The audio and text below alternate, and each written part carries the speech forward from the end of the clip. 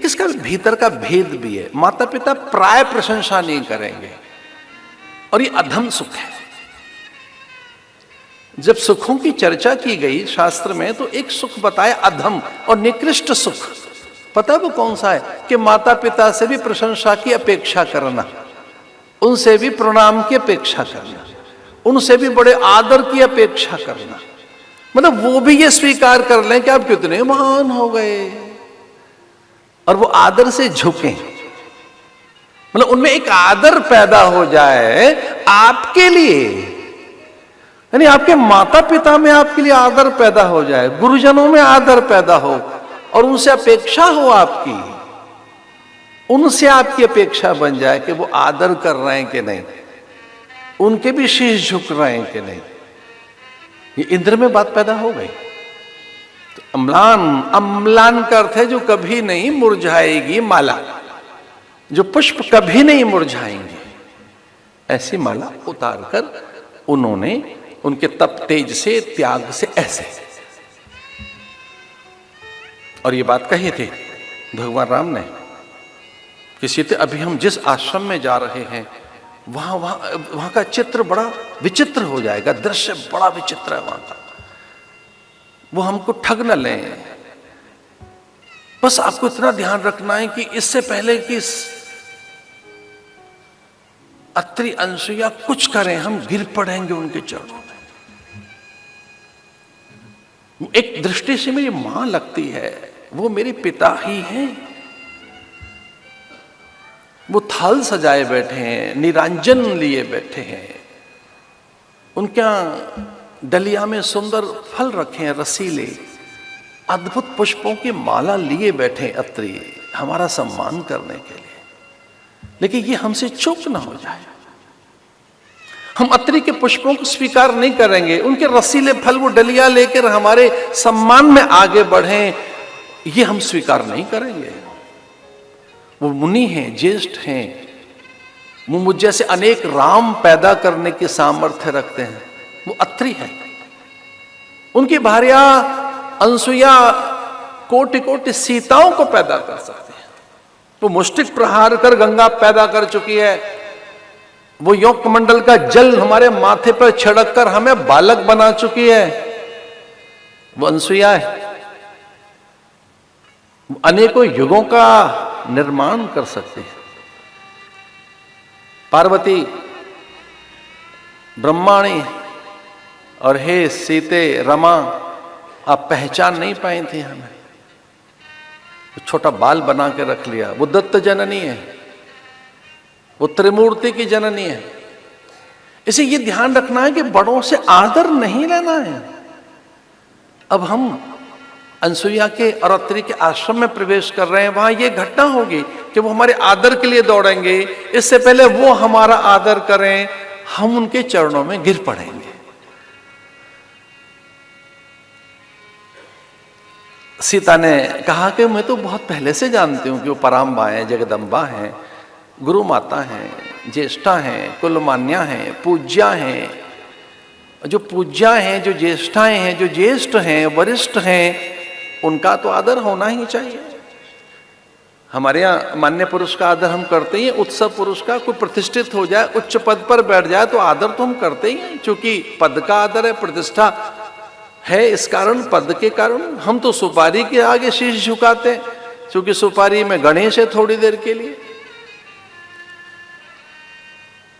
ओम गच्छ गच्छ श्रेष्ठ सुरश्रेष्ठ पुनरागमनाय च। हम तो सुपारी का पूजन करने के बाद जब गणेश पूजा हो गई, पूजा संपन्न हो गई, उत्तर पूजा हो गई, तो ये कहते हैं गच्छ गच्छ सुरश्रेष्ठ पुनरागमनाय, फिर से आना, ऐसा कहते हैं। और पंडित जी पूछते हैं अब सुपारी का क्या करना है? वो कहते हैं सद्भाग्य सूचक है, ये सौभाग्य सूचक है, घर में रख लेना। पर गणेश, अब गणेश नहीं है इसमें, पहले गणेश जी थे इसमें। भाव से, मंत्र से उनकी प्रतिष्ठा कर दी।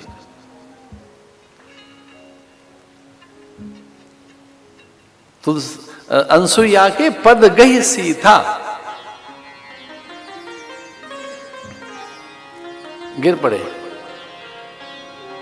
उनके चरणों में, दोनों हाथ से वो प्रणाम करने लगे, इतने आशीष दिए और सुंदर वस्त्र प्रदान कर दिए। मैं आपको एक सीक्रेट बता रहा हूं, साधु को लूटना हो तो उसके आगे लेट जाइए। This is the only secret. अगर आपने लूटना हो उसको, लूटने से मेरा आशय है कि झोली छोटी पड़ जाएगी, कम पड़ जाएगी,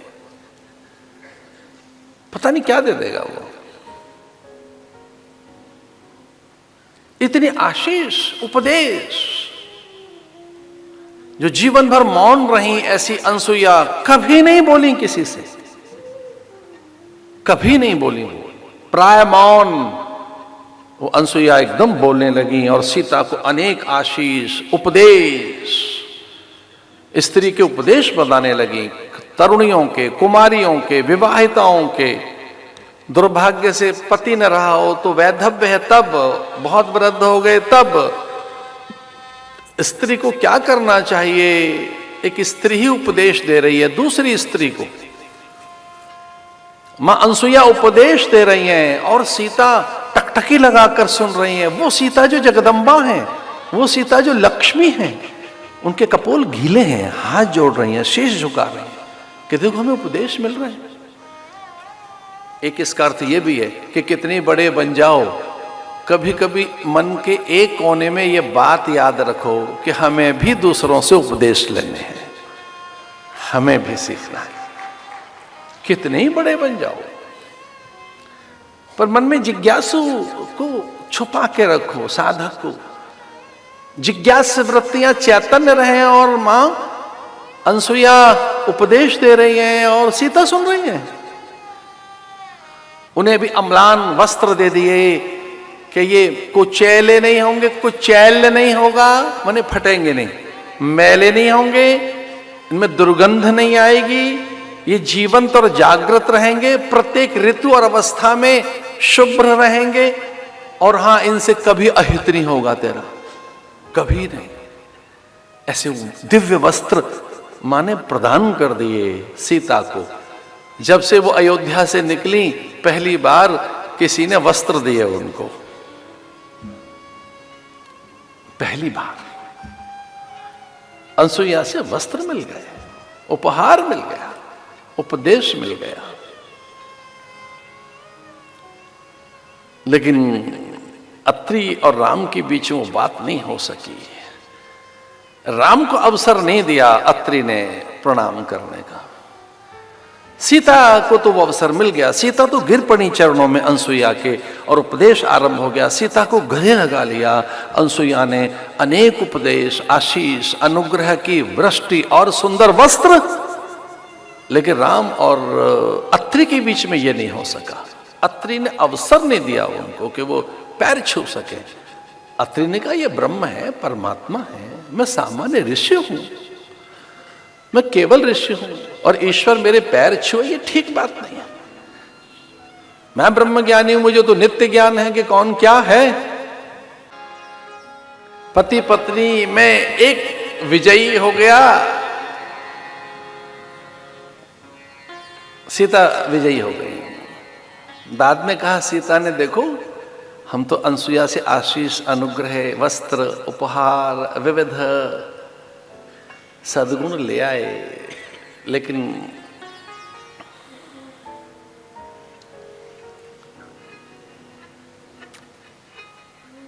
अत्रि के आपको उपदेश नहीं मिले। तो उधर राम ही उनको उपदेश देने लगे। तो भगवान ने कहा, जब जैसा चरित्र हो, जैसी भूमिका हो, जैसा रोल मिले वो कर लेना चाहिए।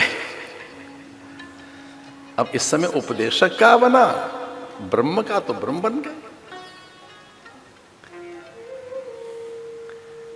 ये कई बार परिस्थितियां तय करती हैं, इसलिए चौकन्ने रहिए। कई बार परिस्थितियां तय करती हैं कब और क्या करें, देश, काल, परिस्थिति। अब हमारे कई प्रकार के नियम व्रत हैं, ऐसे अनेक कि उन व्रत और नियमों के अधीन हमें स्नान आदि के संस्कार हैं हमारे। और मैं एक बार मॉस्को में एक जगह, ऐसी जगह जहां 2 घंटे ही सूरज निकला, क्षमा कीजिए 2 घंटे के लिए रात हुई, बाकी के समय सूरज। अब भरोसा कीजिए रात को 3:30 बजे भी हमको पर्दे डालकर रात करनी पड़ी, सूरज आसमान में था। 2 घंटे के बाद सूरज। अब सूरज के हिसाब से क्या चले? तो देश काल परिस्थितियों के अनुसार है कई बार साधन।